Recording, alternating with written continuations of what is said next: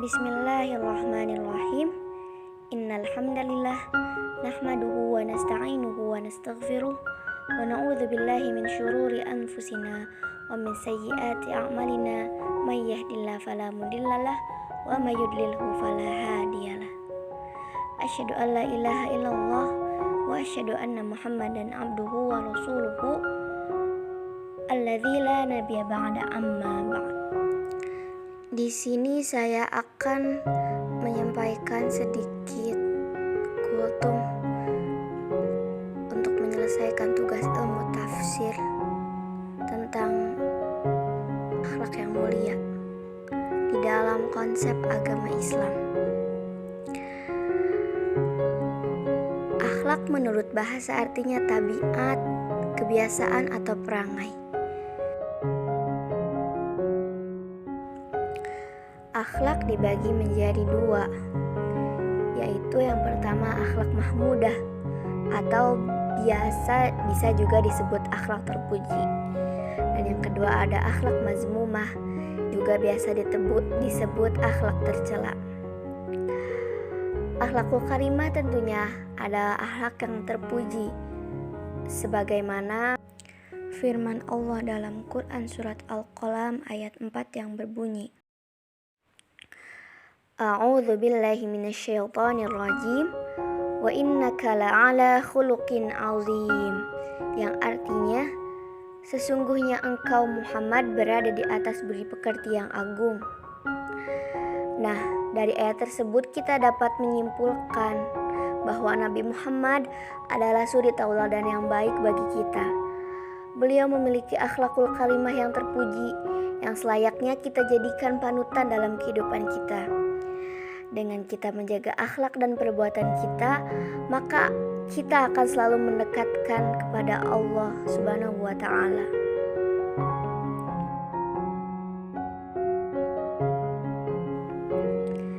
Nah, dalam kehidupan sehari-hari, akhlakul karimah dapat digunakan sebagai tolak ukur dalam menentukan kehormatan seseorang. Mari kita coba pikirkan dan renungkan sejenak. Apabila tetangga kita ada yang memiliki tabiat suka mabuk-mabukan, berjudi, serta perilaku yang meresahkan masyarakat lainnya, tentunya orang tersebut akan mendapatkan sanksi sosial di mata masyarakat, bukan? Dan tidak hanya itu, bisa jadi banyak orang yang mengejeknya, bahkan tidak ada yang mau lagi peduli padanya. Contoh tersebut memberikan kita pelajaran bahwa jika ingin dihargai seseorang, maka kita harus menghargai diri sendiri dan menjaga akhlak kita. Nah, teman-teman, ternyata tidak hanya di dunia saja ada hukuman bagi orang yang melakukan perbuatan yang melanggar norma aturan yang ada. Di akhirat pun kita akan mendapatkan balasannya. Dan berdasarkan sabda Nabi Muhammad SAW yang diriwayatkan kepada Abu Dawud yang berbunyi bahwa tidak ada yang lebih berat di timbangan amal daripada budi pekerti yang terpuji. Nah, dari sinilah kita dapat mengetahui bahwa bukan dalam pergaulan atau di masyarakat saja, kepada orang tua pun kita harus berakhlak yang baik. Dan mari mulai sekarang kita tingkatkan iman dan takwa kita kepada Allah Subhanahu wa Ta'ala dengan menjaga akhlakul karimah kepada semua orang. Teman-teman, jika kita lihat pada era modern ini, hal yang paling mendasar yaitu pendidikan. Pendidikan moral amat dibutuhkan di kalangan pelajar sebagai generasi penerus bangsa. Etika dan moral selayaknya ditetapkan sejak dini untuk membangun sumber daya manusia yang berakhlak mulia. Tapi beberapa contoh yang tidak asing bagi kita, tidak sedikit para intelektual yang pintar namun tidak dibarengi dengan moral dan akhlak yang baik. Korupsi sudah tidak asing lagi dan menjadi rahasia umum di kalangan masyarakat, dan tidak juga sedikit orang yang terkena kasus asusila di negara kita ini. dan hal tersebut menjadi sebuah permasalahan yang muncul akibat kurang dibarenginya dengan pendidikan moral yang baik. Dan hal itulah yang sebenarnya akan sangat tertanam, akan menjadi mindset seorang anak ke depannya.